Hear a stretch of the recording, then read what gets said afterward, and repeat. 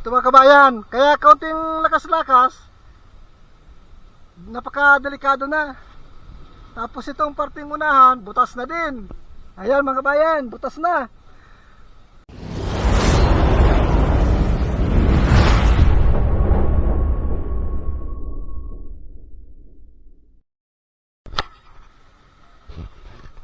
Ayan mga kabayan, kasalukuyan po tayo ngayon na hindi makalaot at malakas ang dagat.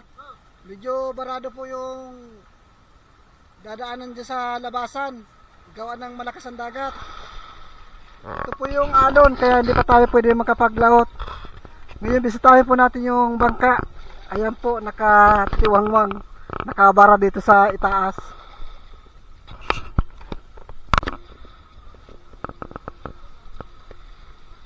Medyo luma na rin po yung bangka, kaya hindi pwedeng isago pa sa malalakas.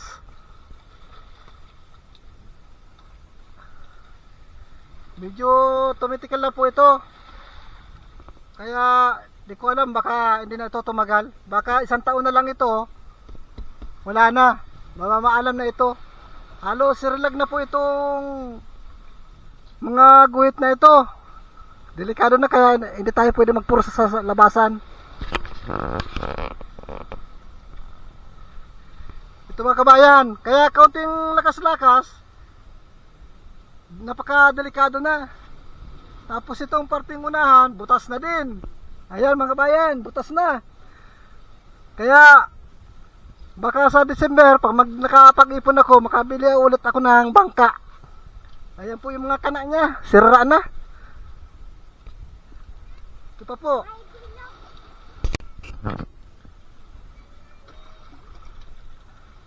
Ay mga kabayan, puro epoxy na lang.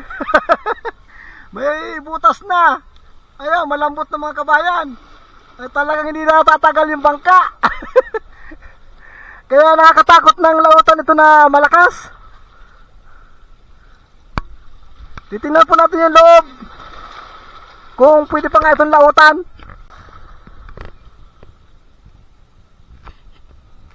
Ayan, halos sirira na din mga kabayan. Yan.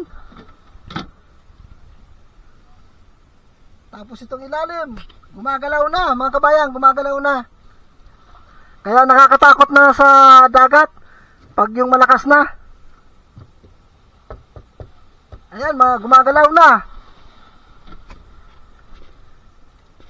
Ito, halos maputol na mga kabayan. Yan. Kaya hindi po tayo pwede magpilit pag ganyan ang panahon.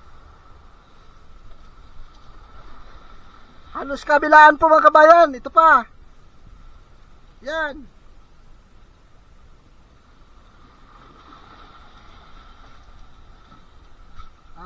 Ito nga po pala yung ginagamit kong pana. Iniiwan ko lang dito sa bangka. Pero mga kabayan, hindi naman nawawala dito. Wala naman nakikialam dito. Kasi yung bahay ko po ay nasa bundok. Dito sa kasama ko, yung pana.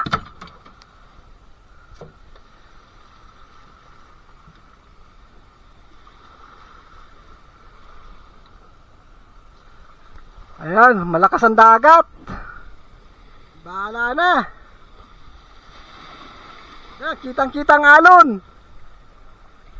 Sana kumalma na para makapaglaot na.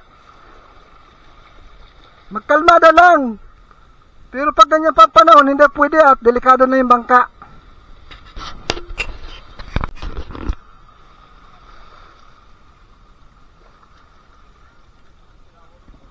Yan. Yung gamit namin na angkla, medyo maliit lang. Ito lang mga kabayan. Inipoksihan ko na yung mga butas. At butas na itong bangka. Ito yung angklang ginagamit ko, maliit lang para magaan bantunin.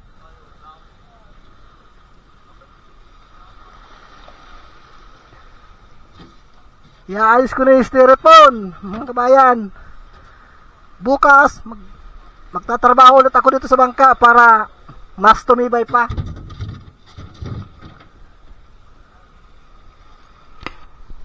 Sana mga kabayan, kumalma na. Mga ilang araw na kaming hindi nakakalaot.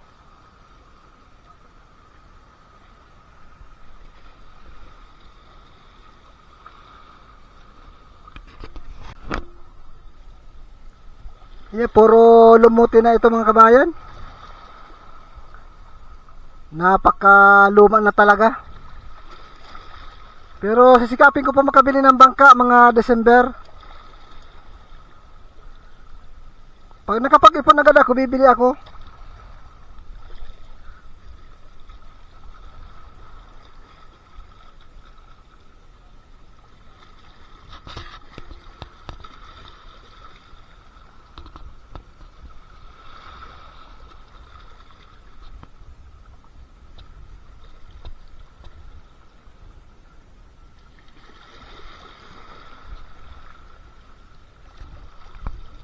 Ayan mga kabayan, lalo niya sa labasan, napakalakas ng alon.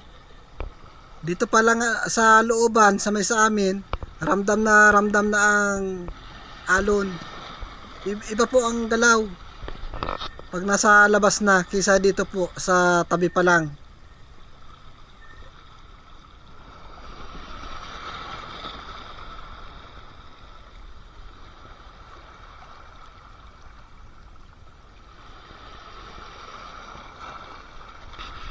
Ayan mga kabayan, shout out muna po tayo.